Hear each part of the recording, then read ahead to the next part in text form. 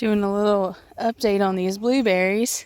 If you'll remember, there was some question of whether or not we were hit by the frost, and I would say that's a yes.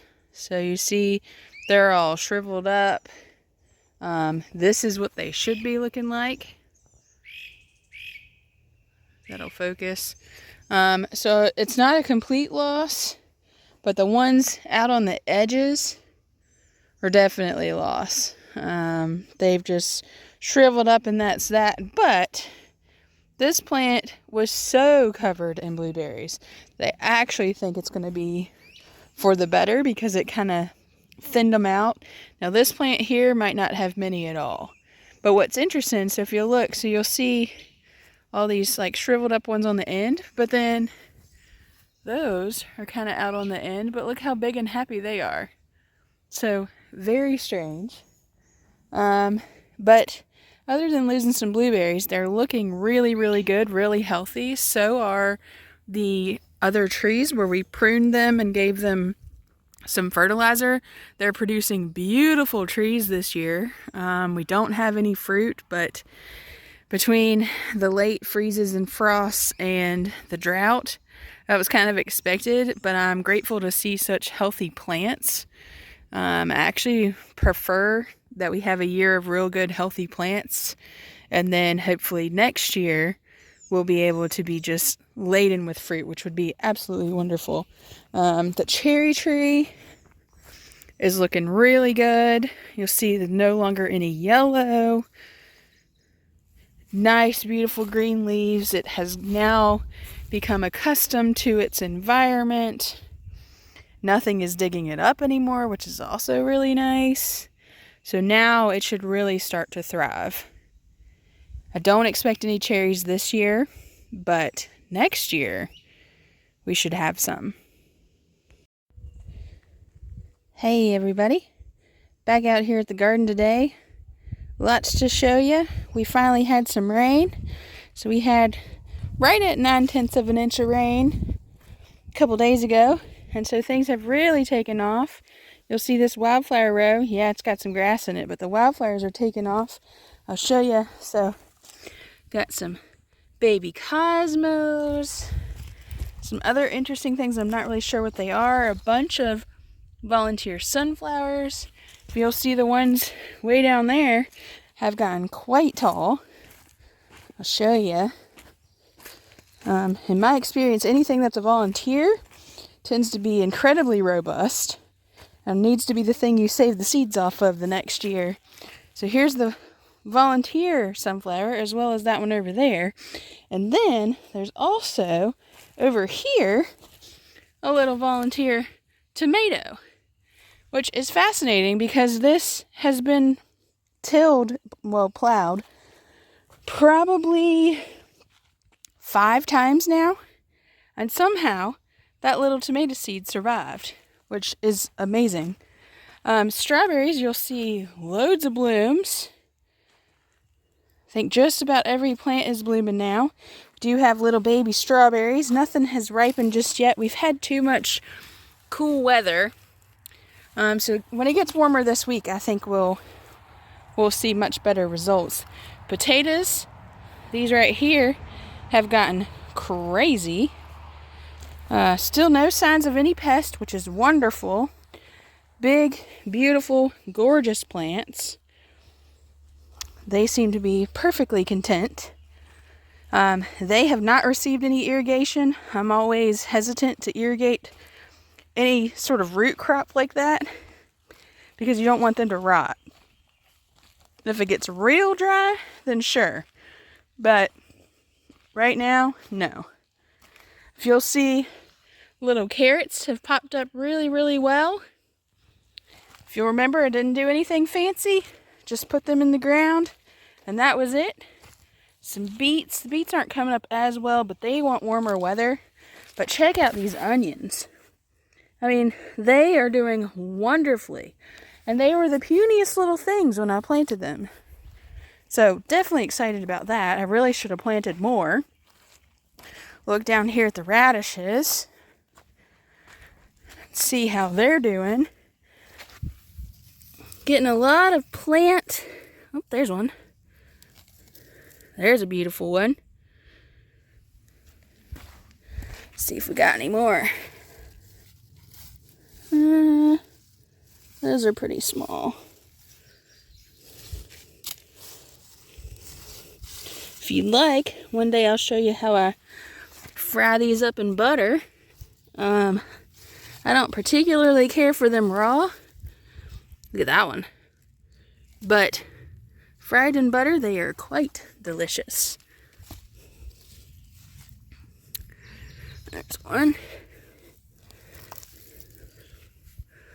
So radishes are funny because you can have this great big plant with this bulb, or you can have a tiny plant with the bulb. So it's interesting.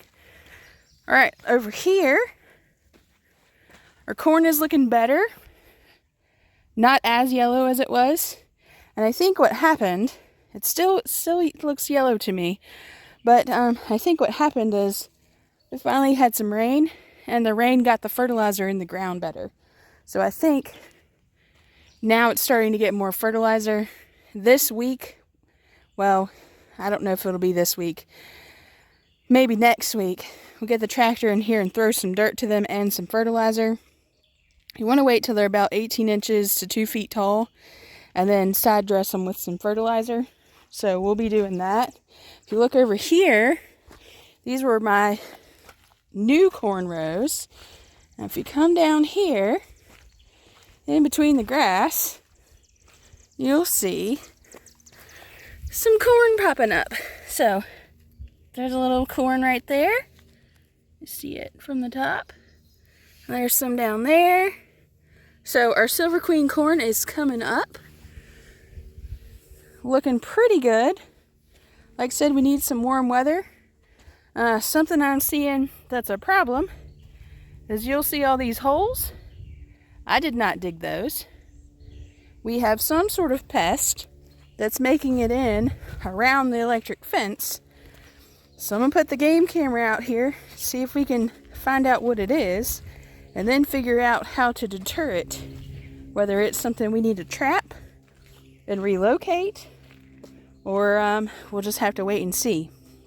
So tomatoes looking really, really good. They're actually, some of them, at the point where they need to be inside this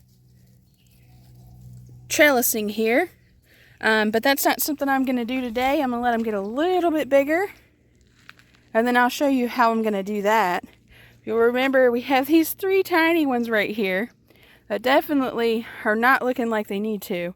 So I'm going to get some fertilizer to them and see if we can beef them up. What I'm thinking is maybe we ran out of fertilizer in the tractor when we got to here.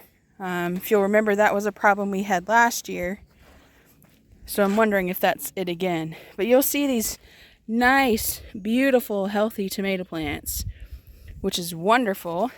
But they are getting to the point where they are ready for some fertilizer. So we'll be doing that.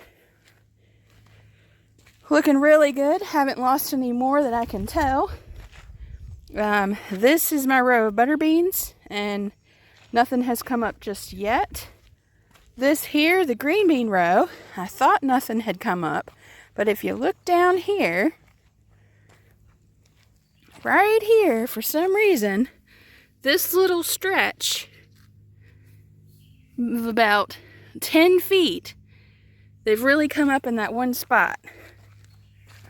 So they'll really be popping up in the next, you can see kind of the whole stage there. So you've got, when it first breaks the ground, you can see the little leaves being made in there. That's where they first popped open. And then here, you've got the remainder of the seed, and then the first true leaves there. So there, this week they will definitely be up. This row here doesn't have anything in it. Bought some peppers and eggplant. They're going to go in this one this week. And I'll show you how I do that. Getting some things in the ground today. We finally had some rain. At my house we had about an inch. I don't know exactly how much was out here. My dad checked the rain gauge and I haven't heard from him yet, so I'll have to get back to you on that. But definitely quite a bit of rain. The ground's really a little too wet to be out here planting, but I'm doing it anyways because we have more rain coming tomorrow. So I wanted to go ahead and get things out here. So this first row here, and this is the end where last year we had all the flowers here. I'm probably going to plant some more there soon. But this row, I've got sunflowers on the left and pickling cucumbers on the right, and you can see their little paths going all the way down there. Planted those with the cedar. Have never planted either that way before, so we'll see how that goes. We'll see. You know, last year we didn't have great luck with cucumbers, but I'm putting in a little more effort this year, so hopefully things will go well. This next row is black-eyed peas, and I have them double rowed as well. I don't know if you can see that as well. But today, with it being wet and this end of the garden being having more clay content, it's a little harder to use the planter. I've done it, but it's a little bit harder. It doesn't cover the seeds as well, and you don't really get as deep. So you'll see, you pretty much can only see the one row there when there's a second one here, and that's because I've had to go back with the rake and cover them up better.